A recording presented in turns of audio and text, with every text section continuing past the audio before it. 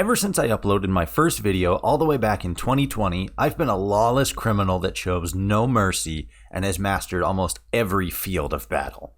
From decimating the Mechanist in a rap battle, trolling the entire Fallout community, to accidentally inciting panic and threats amongst the community by just mentioning an update slated for 2023. I've seen it all, done it all, and shown myself to be the very best at everything, intentionally or otherwise. There is, however, one thing I swore to myself I would never do, not for all the gold in the Sierra Madre, nor all the technology aboard Mothership Zeta. No treasure too valuable, no weapon too powerful would be enough to sway me in my ambition. I would never talk about the lore of Fallout. Regardless of their content, lore videos on the internet are more or less glorified versions of being assigned to write a presentation for a class and then basically just reading off the wiki. A glorified slideshow of slow pans, zooms, pulls, and maybe, just maybe, some action shots while time sits in suspended animation just to make it all look extra punchy. Don't get me wrong, there are loads of different lore and analysis videos on YouTube that cover a wide range of different media, which are themselves incredibly well done. Just none by Fallout creators. Now, obviously I'm kidding. Content creators like Synonymous and Rad King are raising the bar higher and higher with every single upload, and of course there is always the legendary videos that Shoddycast produced years back with the help of the storyteller. In a way though, that's just it. It's all been done before. For the Fallout community and many other gaming communities, the quality of the lore can be a source of world building, stability, and to many, a sort of North Star when it comes to navigating the larger and grander universe their favorite games are set in.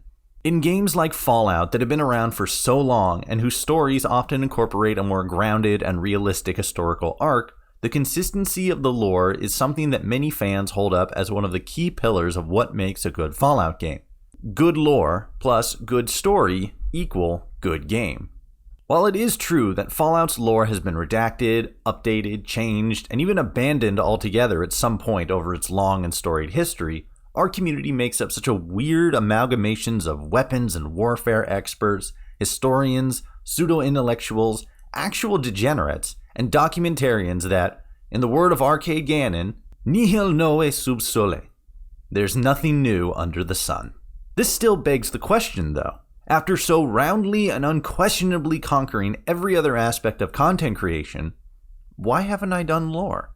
When I originally thought about doing YouTube, I had aspirations to focus on more machinima-style content, exploring and analyzing different locations to learn more about them and the stories that take place there, inspecting the more smaller, unexplored, and less popular parts of the gaming universe.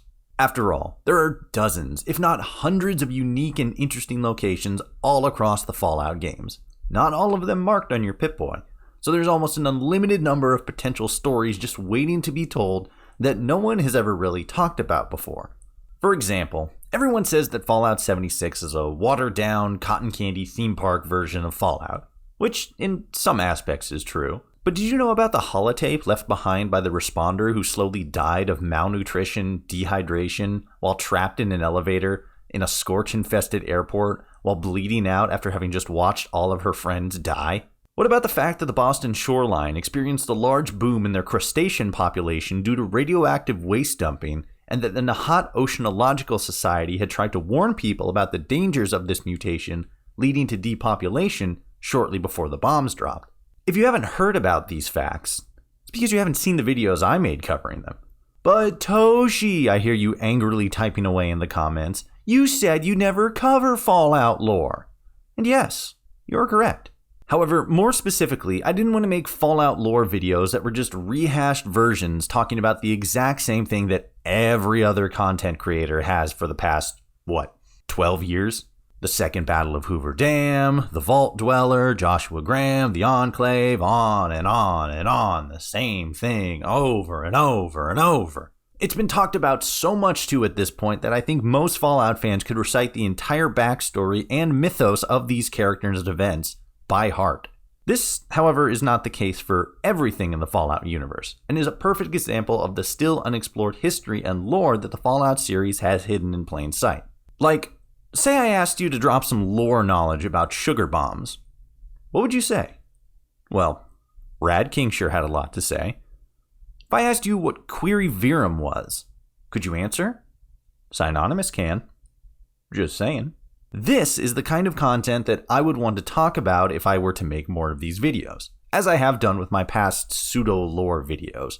Introspection about location, people, events, but mostly covering things that not many people know about. Or, finding some way to put my own unique twist on a topic that everybody has already talked about ad nauseum. As this is going to be my last video for the year, I just wanted to take this opportunity to talk about a specific kind of Fallout content video that seemed to be strangely absent from my library. It's also a good opportunity to talk about things moving into the new year, such as future content and things of that nature. One thing that more dedicated fans may have noticed is that I haven't been streaming as often as I was earlier in the year, and in fact haven't streamed for the last few weeks at all. This is partially because this time of the year is of course always very busy with all the holidays going on, and because I've wanted to take a step back and focus more on content creation.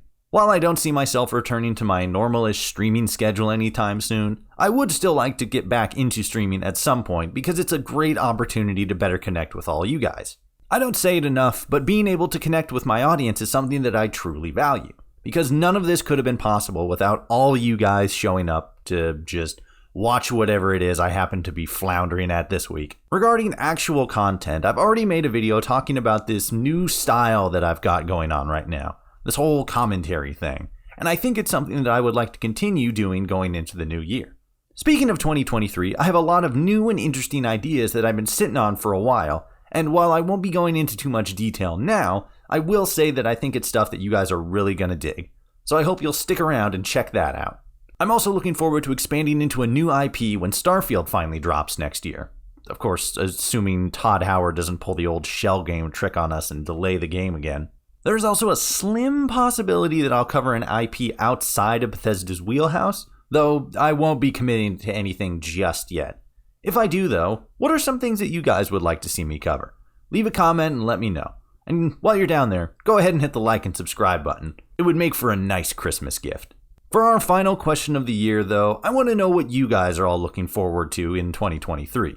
Are there new games you're excited for? You looking forward to seeing family and friends? Is there a TV show you're looking forward to? Let me know. As we draw this year to a close, I just want to say one final time that I thank each and every one of you so much for watching. I wish you all happy holidays and a happy new year, and I will see you all out there in the wasteland.